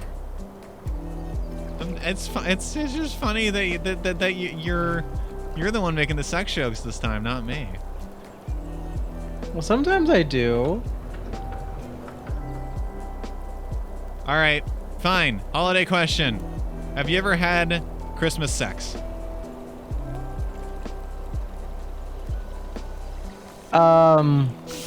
Yes, but it was during the bad awful times. So. Okay. Same. Oh no. Yeah, we both had really shitty. This December is remarkably better than our last December's by far, wasn't it? My last December was. It feels like I was in hibernation, which wasn't bad. Just like time was passing, which was fine. Oh, hold up. Okay. Stream. Yeah, the stream disconnected for a second there. We should be back, everyone. Yeah, there we go. Yeah. No, stream's not dead. Stream's not dead. Okay, hold on. Chat's gone places. I don't know what to tell you, Yodi. Brakes should be they're a solved problem. They should just work. I want to save for a new car, to be fair, but I also want tats, and for some reason have decided to get into figure collecting. Not smart. You know what? They're financial choices. As long as you made the choice, that's all you can do. My uncle's really rich and just buys cars to do up. I want to buy a BMW M2 off him one day. Ooh. Nice. I've heard good things about BMWs. They still can't see us. Yeah. Oh. We should be back. If they might just need to restart. Like my preview is showing. Yeah, my preview's showing too. Quick. Refresh. Yeah, I was about to send it myself. Okay, good. Send the message anyways. Okay. The brakes didn't kill either of the cars. Okay, that's good. Still, I mean, sorry, it's just mechanical stuff, and I'm just like everything can be solved, you know. Okay.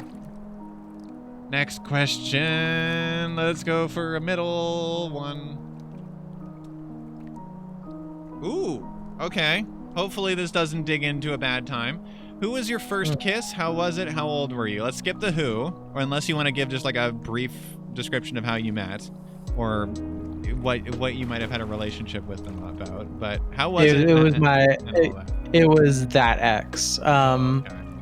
But I was 17, and I do remember it pretty well. It was actually right before wrestling practice that day. Mm-hmm. And I remember it was like hilariously awful, but it was so charming in that fun way, because you don't know what an awful kiss is in comparison. Mm-hmm. It's just like, oh yeah, it was awkward and it was weird, but it was really energizing. It was like, wow. And then I went into wrestling practice like super like, yeah, hell yeah, let's do it. Yeah. Well, that's pretty nice. My first kiss was... okay, so when I'm going to tell the story because I feel like that's the intent behind the question rather than just like answering each part with like a single word. So my dad has a very close-knit group of friends. There's like 4 or 5 of them that have been friends basically their entire life. And one of them owned I think he moved, but he owned a fairly sizable like rural property. And so every year in the summer, I think, he would have a big bonfire and invite everybody over. There would be like cooked food or like barbecue and stuff, and just like a classic get together amongst all the friends. And the get together got quite sizable with all the different people that were there. So like the friends brought their families and everything, and all of that. Around when I was, I think, 16, I went to one there, and there was like a group of the teenage girls around my age, and it just ended up because like there was nobody else around my age that I was like hanging out with them, and they got like super teasy, like they were like just I don't know, just it got to a point where like I was sitting down and like one would sit on my lap and I was just like totally awkward, didn't know what the fuck I was doing, like just like. So it was like they were like giggling and all this, and it was and I was just like super flustered, and I think that was the point apparently. And so like I just endured that for like the whole night, and then at the end of it all, and like there was like conversation too, and like it was this super awkward like probing of possibilities there, because I mean obviously it wasn't a family get together, so like I definitely wasn't related to anybody there, and so and then it just like turned out like at the end of the night, I don't know where I think I just like went for it, and not like went for the kiss, but like, as I was like saying goodbye to one of them, like, it was like this awkward sort of situation, and then it was just like, it was earlier in that night. She had mentioned something about like, owing me a kiss or something, or I don't know. Oh wow. And so like at the end of the night when I was doing that, like you know, awkwardly standing there beside the car, and like we were both standing there, and it was just like, you know, I think I had thought about it the whole time, because obviously, you know, when you're that age, you can't think of anything else when there's a girl around. And it was just like, I said something along the lines of like, don't you owe me a kiss? And she was like, oh yeah, and she leaned in, gave me a kiss, and like square on the lips. And I was like riding that high for the next like 12 hours. Nice. Like, oh my God. You're the most adorable person in the entire world. Yeah, I guess I was, and probably still am. And it was just, it was like a crazy thing. And honestly, the story kind of degrades after that, because I unfortunately had skewed understanding of like where relationships started and where they went and stuff like that. And so I started messaging her on Facebook, and we were like friendly towards each other before that time or whatever. And then I was like, do you want to go out? Like, and unfortunately she was one of the types that could strung people along. And so I was strung along for like a couple months. Like, no, like I don't have time right now. Like, and so it would just sort of happen where like I kept trying with her for a little bit, and eventually I was just like, nah, never mind. That's fair. I mean, I'm sorry you had to deal with that afterwards. Yeah. I mean, it's not like a cute and fun thing at the moment, but yeah, it was. I am sorry to pan out. She was the daughter of one of my dad's friends, and so it was like a thing. That could be awkward. Oh, it wasn't. It wasn't at all. It was just like, yeah.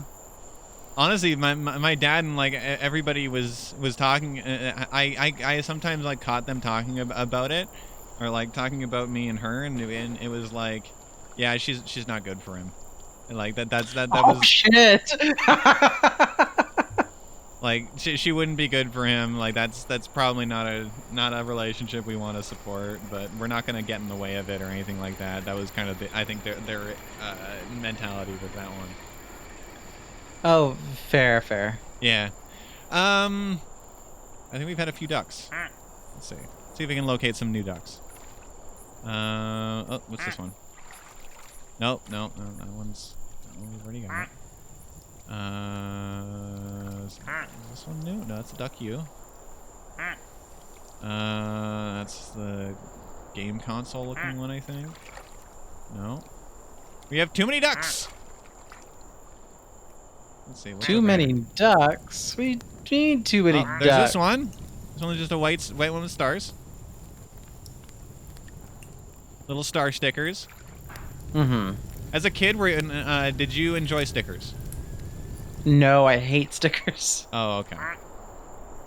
I have this weird feeling about sticky things. Oh. In particular, where it's like, it just feels really gross. So I usually just dislike it entirely. So like stickers themselves are always like, you know. And I also didn't like putting stickers on things that I knew I liked, because if I put a sticker on something and then I wanted to take that sticker off, then I'd have like a sticky residue left over, and then I'd have to scrape it off or live with it, and it's like, ugh. Yeah. You know what? I agree. Stickers are the worst. And I personally prefer everything I own, especially electronics, but like everything I own, I like them as unadorned as possible, if that makes sense. Like, I like to have things be their original form. Like it has to look good without me adding shit to it. That's kind of been my mentality on a lot of things throughout life.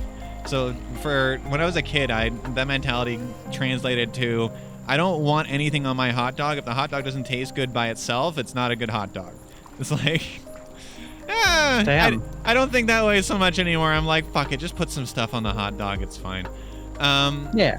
I want it to taste as good as possible and putting stuff. I want a hot dog so bad. I'm hungry. Oh no. You know what I've eaten? You know the one thing I've eaten today? What? Brussels sprouts. I ate Brussels sprouts today. Did you make them yourself? I fucking have one of those vegetable bags where it's like, you know those vegetable, like those little bags of vegetables you buy at the supermarket that have like, you can throw them in the microwave and heat them up and like for like a meal and stuff. But I got a few of them of Brussels sprouts because I particularly enjoy them. I was planning on making them alongside dinners, but I didn't have anything else to eat today because I'm waiting on groceries to come tonight. So I was like, yeah, fuck it. I'll just make a bag of Brussels sprouts and I'll put pepper on them and like butter on them and stuff and eat them. And it was good. Oh yeah. I'm so hungry. Oh no. You're gonna get some food after this, right? I want to get some food right fucking now. My brain's like, maybe I should just like, hey, we've had a good 2-hour relaxation stream. I'm gonna go get some food. But in other fun news, I've hit 50,000 treasure in our server. What? What are you talking about? I just hit 50,000 treasure in our server. Or not, or in our Twitch. Oh. I was gonna say, So I don't know the Discord has that feature. Oh, okay. Yeah, no, so I have 50,000 treasures. It's like, I've been streaming long enough with you, so yeah, actually got it. I have infinite. I know you have infinite, but it's nice for me to keep track. It's kind of a shame too, because I like collecting that sort. I like to see the number go up, but I don't get to see the number go up. So I just get to. Well, you get to see my number go up because my number's at 50,000. Hey, if you guys want to support my number go up, maybe subscribe.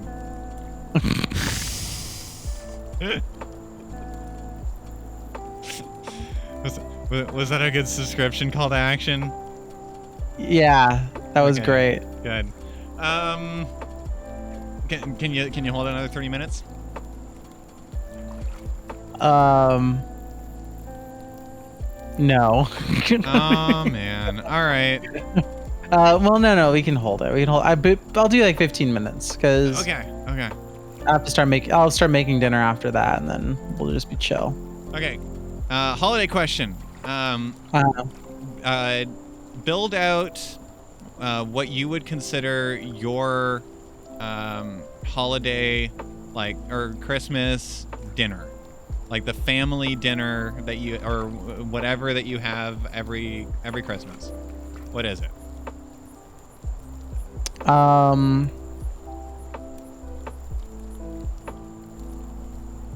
So like holiday dinner? Yeah, because like I assume everybody has like a Thanksgiving dinner, like that their family always makes pretty much the same shit, and I assume most people have like a similar thing for like Christmas. Well, we do like stuff. We'll do like a turkey or something. Okay. See, I never really liked turkey all that much. I was always bigger fan of ham, like Christmas ham or like Thanksgiving ham, especially with the right kind of glaze. Those are so good. But otherwise, it's just like, yeah, we had snacks and stuff. I realize now more and more that as I keep talking, it's like, yeah, I have a very, very mundane Christmas, but I really enjoyed it. Hey, that's fine. You know what? Most people don't have an extremely exciting like Christmas thing. Like it's cool. For me, I've had a fairly large family for most of my life, so both sides of the family tends to do something for Christmas. My dad's side of the family has the more predictable dinner arrangement. We're talking, it's basically a Thanksgiving-esque dinner, but we've got turkey, we have ham, a mashed potato or something similar like that. Maybe there might be a mashed squash too. That sounds so good right now. You're There's torturing me. shit. I didn't even realize. I'm sorry. Ah! Cranberries on the table, but I never take any. There's of course gravy. What else was You see this there? chat? This is psychological warfare. Some sort of mixed vegetable. Biscuits. Something. Oh, and of course stuffing. No biscuits. Stuffing. No, biscuits aren't a Canadian thing. Those don't really appear here. Meats. Yeah. Snacks. Chips. Cheeses. Salami. The smells like cinnamon and ham. All right, calm down, calm down. Well, you got me here, okay? I'm hungry. I'm sorry. You never underfeed your trans women. You know what happens? They get all hangry. Yeah, they get I'm hangry. hangry, Chris. Of course they get hangry, yeah. I'm hangry right now. You're telling me more about food. I don't know why. I guess it was just the topic of conversation. My bad. Cry. Okay, we're gonna do one more conversation card. What do you think? Icebreaker, Yeah, deeper, deeper. Deeper. I want to hit some really fun questions. Okay, I found that the deeper ones tend to be just like real get to know somebody sort of questions. Oh no, this is super subjective. What is the bravest thing you've ever done? Oh fuck. You know what? I can say this. I can definitely say this. As a trans person, this is something that everyone figures out really quick. So I think I don't know if I told you. I don't know if I actually told this story. I think I might have told the story the last time we did this. But I don't remember if I did, so I'm gonna tell it now. It was the first time I ever wore a swimsuit for my gender outside of like a closed room, because I do have a swimsuit and I'm very fond of it. And I remember it was I was in Minnesota, and our internet went out, which is bad for me because I work from home. And when your internet goes out and you work from home, it's like, oh, I could lose time at work because of this. And it was really bad for us. So we rented an Airbnb, and we literally went there. It's the Airbnb for like a day and a night, so that way we could just work in peace and we didn't have to worry about shit. And so I was like, yeah, this is perfect. Right. What was that? I was just agreeing with you. Go on. Okay. So, but they had a hot tub, and I was like, oh, that's cool. I was thinking about it, and I threw my swimsuit in my bag. I was like, I don't think I'm gonna wear this. I think this is just gonna be something to think about, or like, but whatever. And we went there and stuff. And I actually got in kind of like an argument with my then partner, because sometimes we would argue about stupid stuff, and she had went to bed, and I was like, that hot tub's out there, and they actually turned it on. The owners turned it on before they left, and so it's still been getting really hot. And I had been reading this comic that was super trans positive from an artist that Chris and I both know really well. I'm pretty sure Chris can guess who it is. I was like, you know what? I really want to go and present femme, even if it's to no one besides myself, outside in a hot tub. So I put my swimsuit on, I went out there, and I hopped in that hot tub, and I had a very trans experience. It was very beautiful. I think that was the bravest thing I've ever done. It was like just the first time, no HRT, nothing, just going out and doing the thing I wanted to. That's really awesome. Yeah.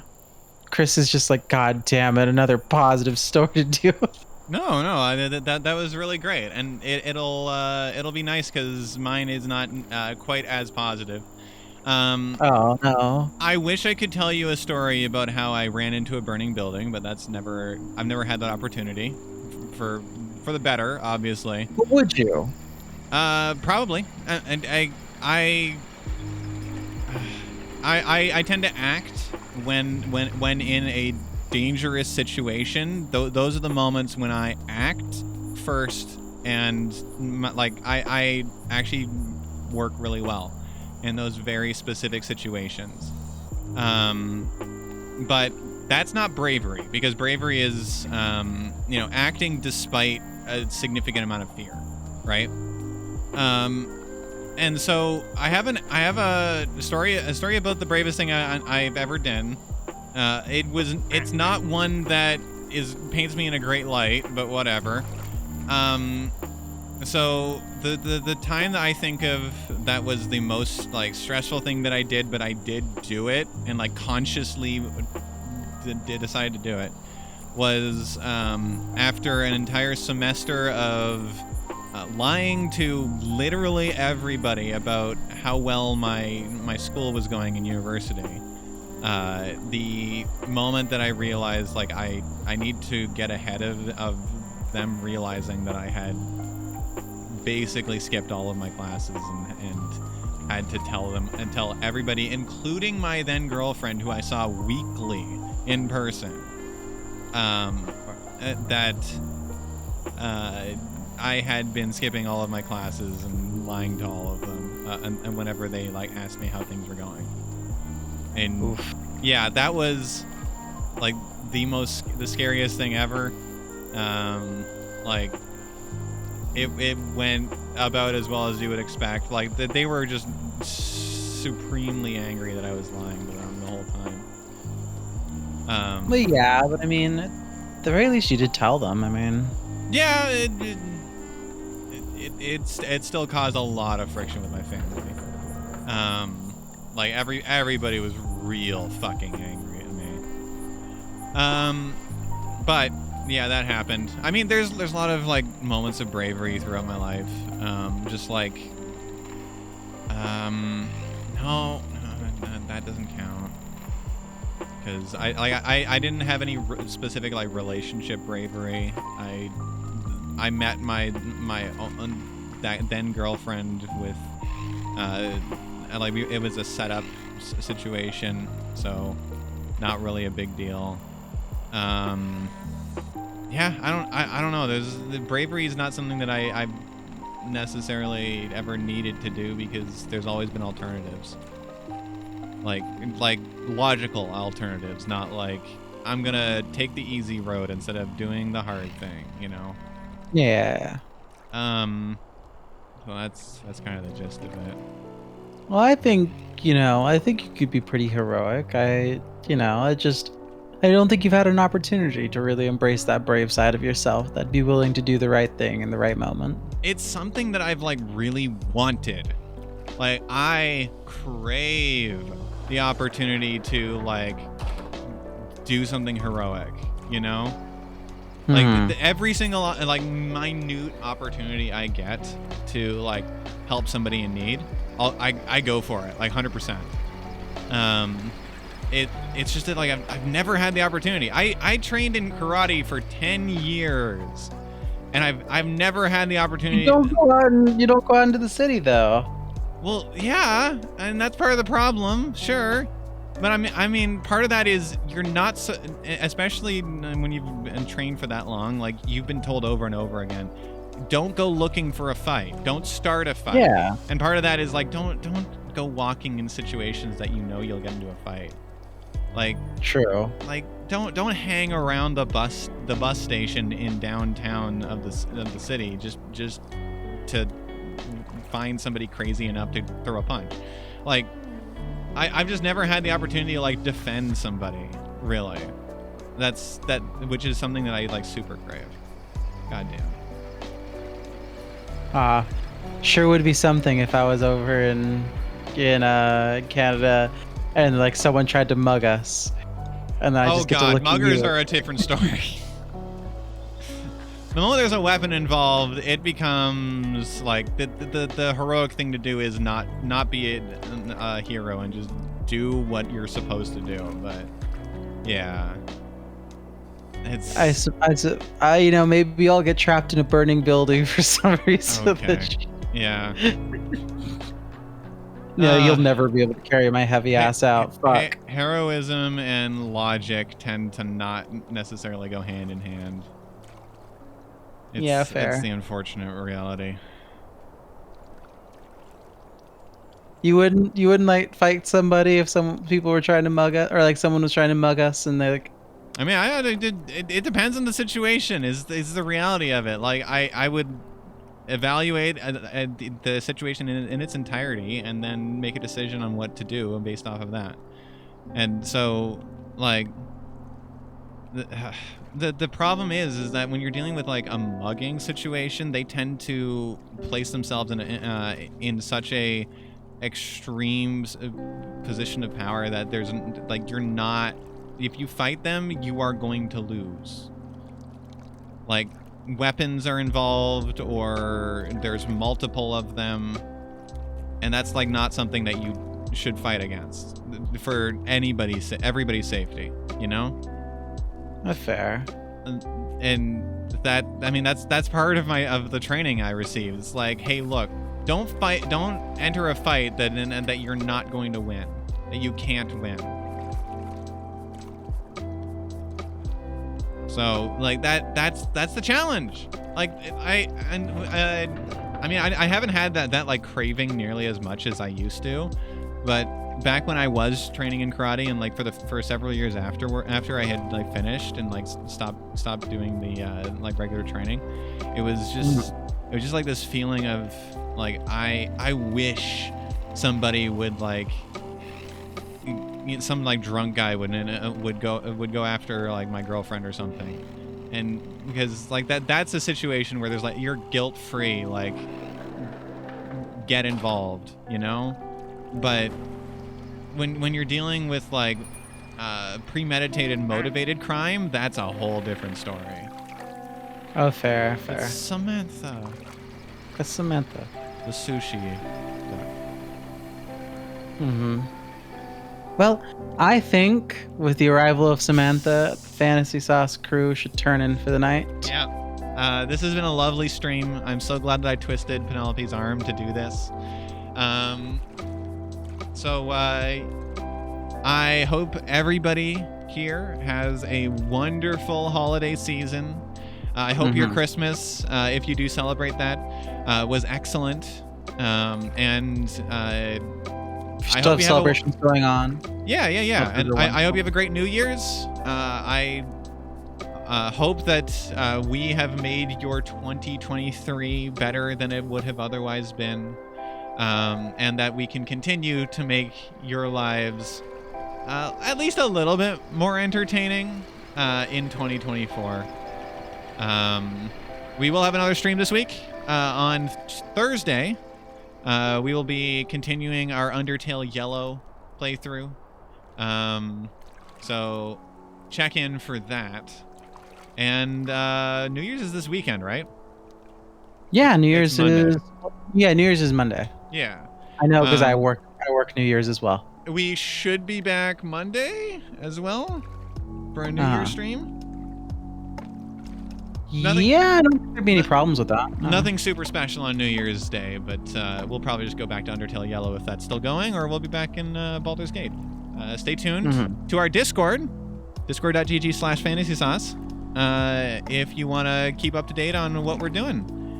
And other than that, never forget to be awesome. Don't forget to be awesome. Hope your holiday season is awesome, and we'll see you guys on Thursday. Good night, everyone. Night.